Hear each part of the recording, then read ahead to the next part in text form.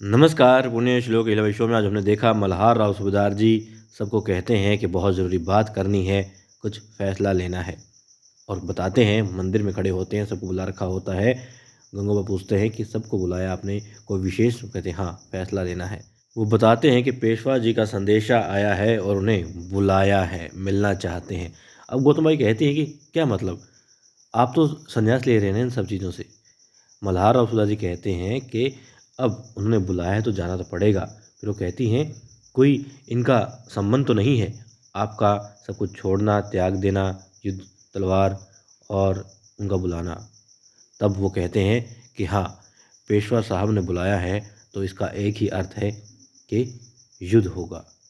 अब वो कहती हैं गौतम भाई साहब कि लेकिन आपका स्वास्थ्य ठीक नहीं है, आप ठीक नहीं हैं, आप कैसे जा सकते हैं? फिर वो कहते हैं मैं नहीं जा रहा, शिव शंभू पर निर्णय छोड़ रहा हूँ। यदि ये कहेंगे तो ही जाऊँगा, इनकी आज्ञा का पालन ही करूँगा। अब गौतम भाई साहब थोड़े चिंतित हो जाते हैं और गंगोबा भी चिंताग्रस्त वहाँ पर नजर आते हैं।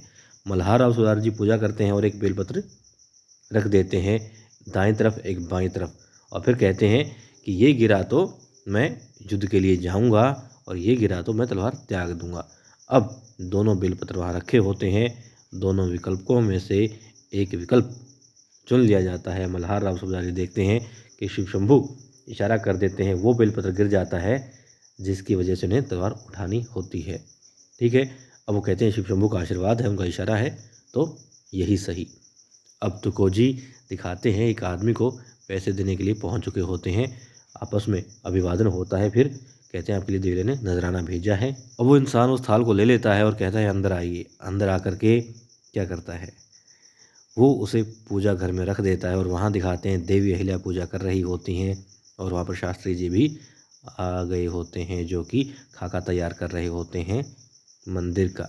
देवी अहिल्या कहती है कि वास्तु के हिसाब से बनाना, इसमें थोड़ी सी भी त्रुटि नहीं होनी चाहिए और हमें खास ख्याल रखना है कि जो भी वहाँ पर लोग आएंगे दूर दूर से, उनके रहने का, खाने का सारा प्रबंध हो और बड़े अच्छे तरीके से सारी व्यवस्था हो मंदिर की भी, और जो लोग आए वहाँ पर उनके लिए भी, भक्तगण को भी परेशानी नहीं होनी चाहिए। अब वो कहते हैं हाँ ठीक है, यहाँ शिवलिंग होगा, यहाँ पर हम ये करेंगे। और फिर कहते हैं कि देवी अहिल्या से वो शास्त्री जी कि हमें भूमि पूजन भी कर लेना चाहिए जल्द ही। देवी अहिल्या कहती कि हाँ जल्द ही करेंगे क्योंकि तुको जी ज़मीन खरीदने के लिए गए हुए हैं। और वो प्रार्थना करती हैं। तभी क्या दिखाते हैं, वो आदमी कहता है तुको जी से कि मैं आपका अपमान नहीं करना चाहता था तुको जी, इसलिए ये मैंने लेकर के पहले थाल पूजा घर में रखा, लेकिन आप इसे वापस ले लो। मैं सिर्फ ज़मीन का रखवाला हूँ, लेकिन फैसला नवाबों द्वारा लिया जाएगा। अब समझ जाते हैं तुको जी, ठीक है।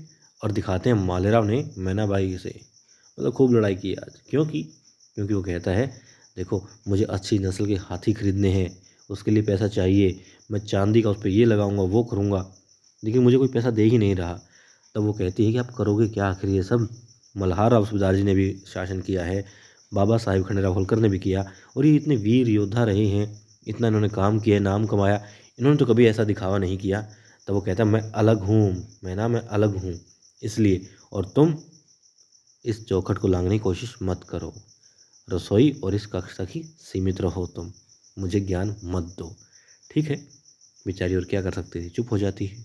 बाकी ये बात तो कह देती है कि आप पैसे को बर्बाद ना करें। ठीक है, अब दिखाते हैं मल्हार राव सूबेदार जी यशवंत के साथ होते हैं और कहते हैं हमारे साथ मिशन पर जा रहे हो यशवंत, कैसा लग रहा है? यशवंत कहता है खुश होकर के कि सरकार, दादाजी कहता है वो, और कहता है कि भाग्यशाली महसूस कर रहा है। मल्हार राव सूबेदार जी खुश हो जाते हैं और फिर मल्हार मुक्ता के बारे में पूछते हैं तो वो कहते हैं कि वो बिल्कुल ठीक है और वो बिल्कुल आप जैसी ही है। अब मालेराव पूछते हैं कि हर कोई मेरी क्षमताओं पर संदेह क्यों करता है, मुझे बताओ।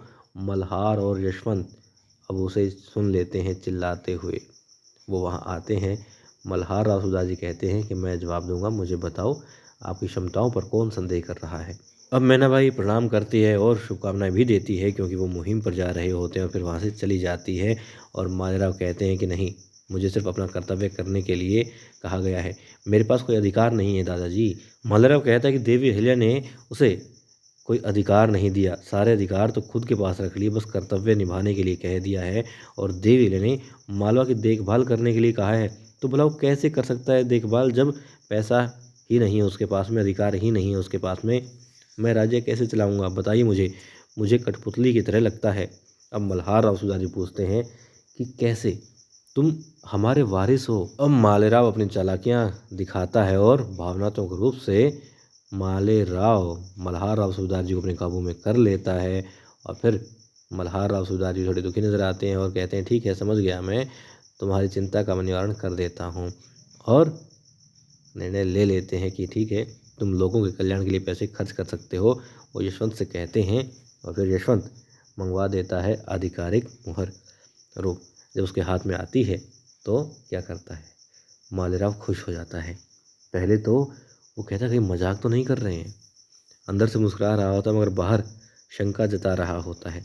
मल्हार और सुधाजी कहते हैं कि तुम्हारे लिए ही है और तुम जन कल्याण में इसका भरपूर इस्तेमाल कर सकते हो, कोई दिक्कत नहीं है। और देखो, आशीर्वाद देते हैं और कहते हैं कि अभी वो मुहिम पर जा रहे हैं और जब लौटेंगे तो ऐसा लगना चाहिए कि वाह, मल्हार और सुधार जी तुम पर गर्व कर सके। अब मालेराव कहता है मैं आपको विश्वास दिलाता हूँ, आपको शिकायत का मौका नहीं दूंगा। और फिर वो मल्हार राव सुधार जी के पाँव भी छूता है। अब मल्हार राव सुधार जी कहते हैं बहुत मतलबी हो मालेराव। मालेराव देखता कहते हैं नहीं, ऐसे ही नहीं, बस यूं ही कहा क्योंकि तुमने अभी पाँव छुए हैं और मजाक में कहा है, ऐसी कोई बात नहीं है, मैं जानता हूँ। अब शास्त्री जी मंदिर का डिज़ाइन दिखा देते हैं। देवी अहिल्या को देवी अहिल्या उसे देख करके खुश होती हैं, प्रणाम करती है वहीं से।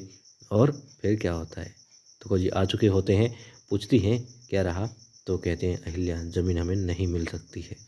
अब दोनों का चेहरा जो है वहाँ पर उतरा हुआ दिखाते हैं।